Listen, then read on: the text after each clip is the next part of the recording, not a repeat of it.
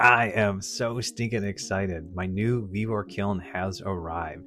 They've got two options here, an automatic one and a manual kiln. And I got the automatic one with a discount. It was under 400 bucks.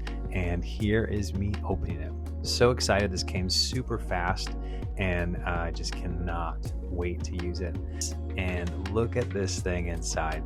It only is about 6x6, so it won't be firing huge things, but I could see Raku in my future. I could see just having a blast with this.